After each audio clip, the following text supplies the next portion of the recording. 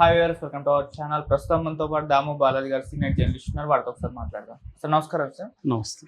Sir నిన్న చూస్తాం సింగపూర్లో ఒక స్కూల్లో ఫైర్ యాక్సిడెంట్ జరగడం, అందులో పవన్ కళ్యాణ్ గారి చిన్న కుమారుడు మార్క్ శంకర్ ఇరుక్కపోవడం, కొన్ని గాయాల పాలవడం చూసాము. అయితే దానికి సంబంధించిన వివరాలన్నీ కూడా బయటకు వచ్చాయని చెప్తున్నారు. సార్ మరి ఎలా జరిగింది ఫైర్ యాక్సిడెంట్? నిన్న పవన్ కళ్యాణ్ గారు కూడా మాట్లాడారు, చిన్నదనుకున్నాను కాకపోతే అది కాస్త పెద్ద స్థాయిలోనే జరిగింది, ఒకరి ప్రాణం కూడా పోయింది ఈ ఫైర్ యాక్సిడెంట్ లో అని చెప్తున్నారు. మరి ఫైర్ యాక్సిడెంట్ సంబంధించి ఏ విధంగా జరిగింది, ఎవరు వాళ్ళని కాపాడారు, మరి ఇప్పుడు పవన్ కళ్యాణ్ గారి కుమారుడి పరిస్థితి ఏ విధంగా ఉంది? నిన్న మార్క్ శంకర్ నిన్న యాక్సిడెంట్ అయింది సీరియస్గా. సో దీని మీద ఇప్పుడు మనకు కంప్లీట్గా పిక్చర్ వచ్చింది. అసలు ఈ యాక్సిడెంట్ ఎలా జరిగింది, ఆ స్కూలు అసలు ఏంటి, ఆ స్కూల్లో ఏంటి ఇచ్చేస్తారు, తర్వాత యాక్సిడెంట్ జరిగిన తర్వాత ఎవరు రెస్క్యూ చేశారు, తర్వాత హాస్పిటల్లో పరిస్థితి ఏంటి, ప్రజెంట్ ఆ బాబు హెల్త్ కండిషన్ ఏంటి, ఈ విషయాలు బయటకు వచ్చాయన్నమాట.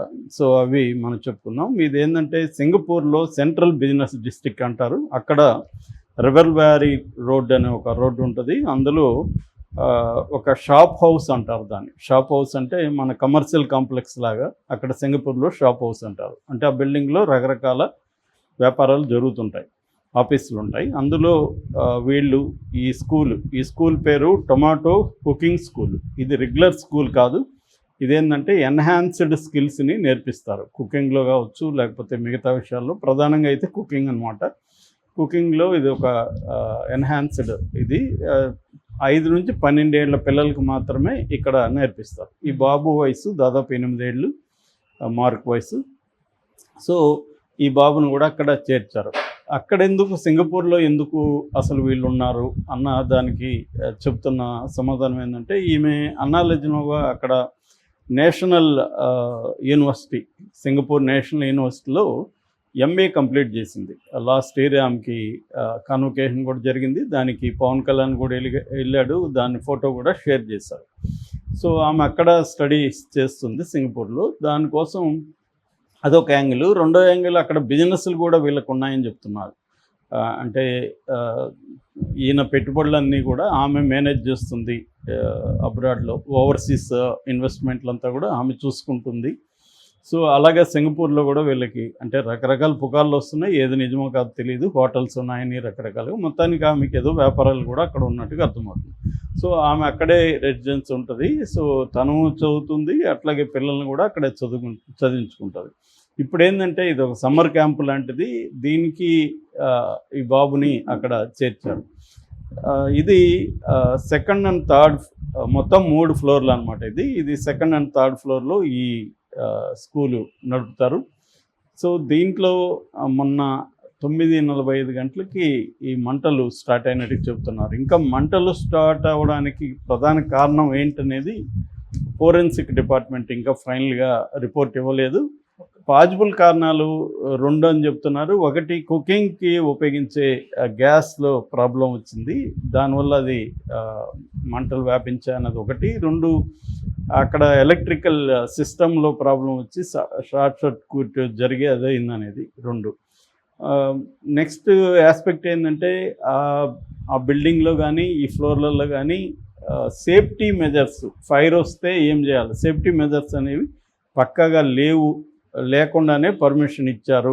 ఇది అన్ని చోట్ల నడుస్తుంది కదా, మన దేశమే కాదు అన్ని చోట్ల ఉంటుంది. అక్కడ కూడా ఇదే పరిస్థితి అని చెప్తున్నారు. అందుకనే ఈ ప్రమాదం జరిగిందని. ప్రమాదం జరిగినప్పుడు దాదాపు 80 మంది ఉన్నారు, పిల్లలు పెద్దలు కలిసి. అందులో 80 మందిని సేవ్ చేస్తే 19 మందిని హాస్పిటల్లో జాయిన్ చేశారు. అందులో అంటే 19 మందిలో 15 మంది పిల్లలైతే 4 పెద్దవాళ్ళు, ఆ టీచర్లు కావచ్చు, అక్కడ హెల్పర్స్ కావచ్చు వాళ్ళు.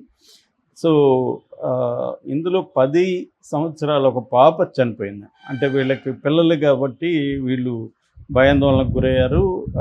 మంటల నుంచి ఎలా సేవ్ చేసుకోవాలో కూడా వాళ్ళకి తెలియదు కాబట్టి చిన్నపిల్లలు, అందువల్ల వాళ్ళు కంగారు పడిపోవడం అవన్నీ జరిగింది. పెద్దవాళ్ళు కూడా వీళ్ళని సేవ్ చేసే పరిస్థితి లేదు. అయితే లక్కీగా ఏమైందంటే, ఈ ఫైర్ సర్వీస్ రాకముందు అక్కడ ఫైర్ సర్వీస్ అంటే national Singapore civil defence force అంటారు, SCDF, అది చూస్తుంది అన్నమాట ఈ పని.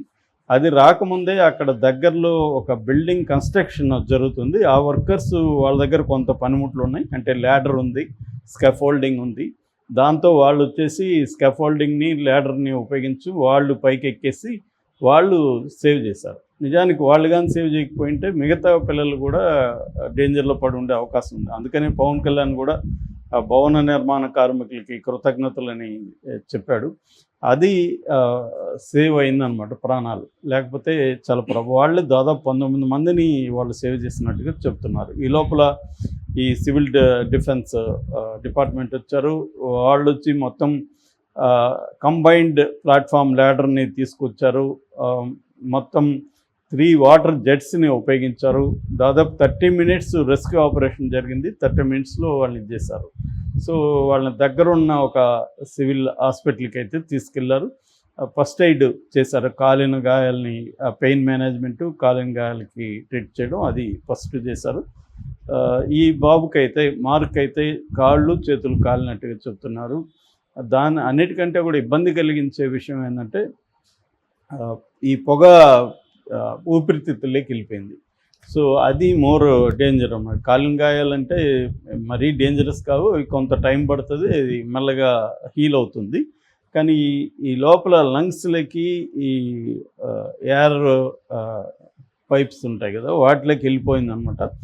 దానికోసం ఇప్పుడు బ్రాంకోస్కోపీ అనేది స్టార్ట్ చేశారు. బ్రాంకోస్కోపీ అంటే ఏంటంటే ఒక పైపు, చిన్న పైప్ ఒకటి ఉంటుంది, అది ముక్కలో కానీ నోట్లో కానీ పెట్టి లోపలికి తీస్తారు. తీసి ఆ ఎయిర్వేస్, లంగ్స్ వాటిల్లో అంటే దానికి ఆ పైపుకి చిన్న కెమెరా కూడా ఉంటుంది అనమాట. దాని కంప్యూటర్ కన్సల్టెంట్స్ ఉంటారు. కంప్యూటర్లో తెలుస్తుంది పొగ కావచ్చు, లేకపోతే వేరే మెటీరియల్ కావచ్చు, అది ఎంత ఉంది ఏంటి, దాని పరిణామం ఏంటి, ఇవన్నీ అంచనా వేయడానికి ఇది వాడతారన్నమాట. సో ఇది ఒక రకమైన ఎండోస్కోపిక్ టెక్నిక్ అని చెప్తారు. ఇది ఉపయోగిస్తున్నారు ఇప్పుడు ఈ బ్రాంకోస్కోపీ చేసి. దాన్ని బట్టి అంచనా వేసి అది బయటికి తీయాలన్నమాట. ఆ మధ్య కూడా నాకు తెలిసిన ఒక పాపకి ఇట్లాగే ఒక గ్యాస్ లోపలికి వెళ్ళిపోతే ఇదే చేశారు. ఆ పాపకి అయితే దాదాపు రోజంతా పట్టింది అది తీయడానికి. కంప్లీట్గా అది బయటికి రావడం చాలా టైం పడుతుంది అన్నమాట. సో అలాగా ఇది మేజర్ ఇప్పుడు కన్సర్న్ వచ్చి ఇదనమాట. సో ఇది కానీ క్లియర్ అయిపోతుంది, బట్ దాని ఎఫెక్ట్ లాంగ్ టర్మ్ ఉండే అవకాశం కూడా ఉంది. అంటే లంగ్స్, ఆ ఎయిర్వేస్లో ఇది ఉండిపోవడం కొంత, దానివల్ల ఇన్ఫెక్షన్ జరిగే అవకాశం ఉంది, ఇన్ఫ్లమేటరీ ప్రాబ్లమ్స్ వచ్చే అవకాశం ఉంది.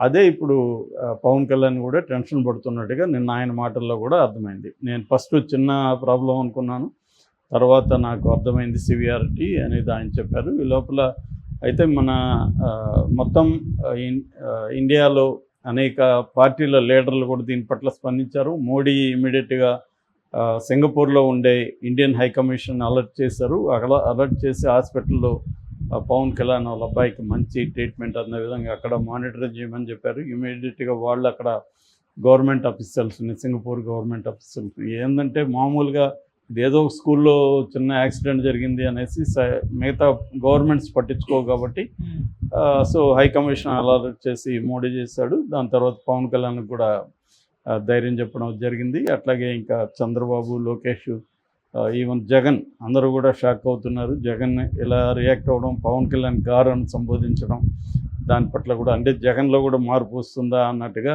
చాలామంది అంటున్నారు. ఎందుకంటే ఒకప్పుడు జగన్ పవన్ కళ్యాణ్ పేరు ఎత్తేవాడు కాదు, దత్తపుత్రుడు అనే ఇంకొక పేరులో పెట్టి అతన్ని చాలా హేళనగా మాట్లాడేవాడు.